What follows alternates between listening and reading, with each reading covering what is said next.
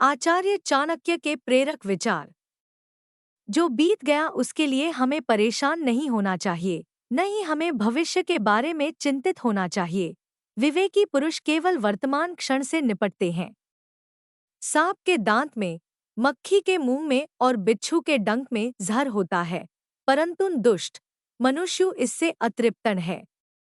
एक अशिक्षित व्यक्ति का जीवन कुत्ते की पूंछ की तरह बेकार है, जो न तो उसके पिछले सिरे को ढकती है और न ही कीड़ों के काटने से बचाती है।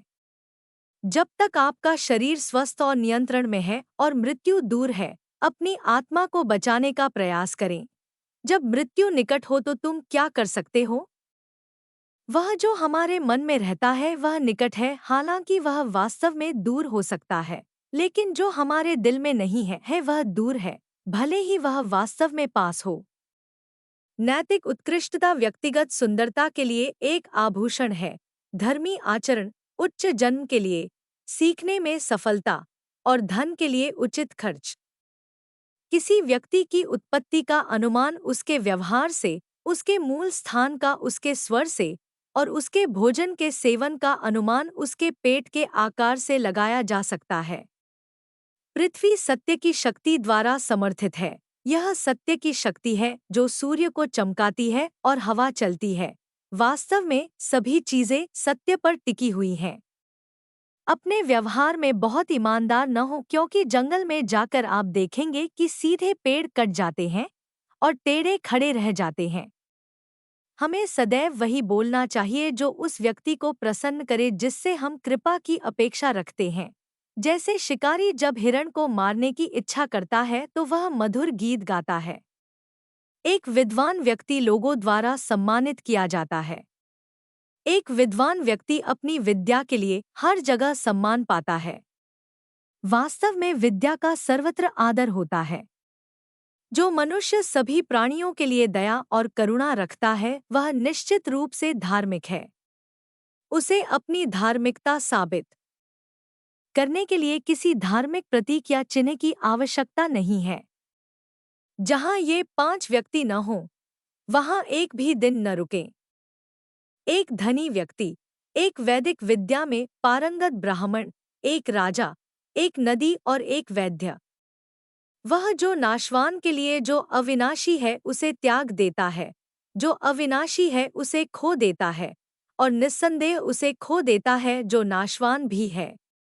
कठोर लोगों को नर्म बनाना है, दूर वालों को अपनी ओर आकर्षित करना है। यदि वे हमारा बुरा करें तो अपना लक्ष्य समझकर भी हमें उनसे सदा प्रेम रखना चाहिए।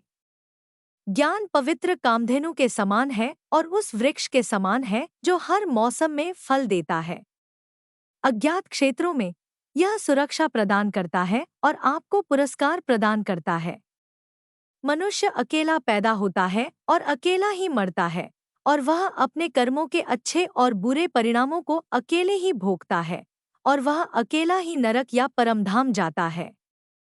आध्यात्मिक शांति के अमृत से संतुष्ट लोगों को जो सुख और शांति प्राप्त होती है, वह लालची व्यक्तियों को बेचैनी से इधर-उधर घूमने से नहीं मिलती है। ब्राह्मण की ताकत उसकी विद्या में है, एक राजा की ताकत उसकी सेना में है, एक वैश्य की ताकत उसके धन में है और एक शूद्र की ताकत उसकी सेवा के दृष्टिकोण में है। एक उत्कृष्ट बात जो शेर से सीखी जा सकती है वह यह है कि मनुष्य जो कुछ भी करने का इरादा रखता है उसे पूरे दिल और जोरदार प्रयास के साथ करना चाहिए। संतुलित मन के समान कोई तपस्या नहीं है और संतोष के समान कोई सुख नहीं है। लोभ जैसा कोई रोग नहीं और दया जैसा कोई पुण्य नहीं। अपमानित होकर इस जीवन को सुरक्षित रखने से तो मर जाना ही अच्छा है। प्राणों की हानि क्षण भर का दुख देती है, परंतु अपमान जीवन में प्रतिदिन दुख लाता है। ज्ञान को व्यवहार में लाए बिना खो जाता है। अज्ञानता के कारण मनुष्य खो जाता है। एक सेनापति के बिना एक सेना खो जाती है और एक स्त्री पति के बिना खो जाती है। जिसका ज्ञान किताबों तक ही सीमित है और जिसका धन दूसरों के कब्जे में है, वह जरूरत पड़ने पर न तो ज्ञान का उपयोग कर सकता है और न ही धन का।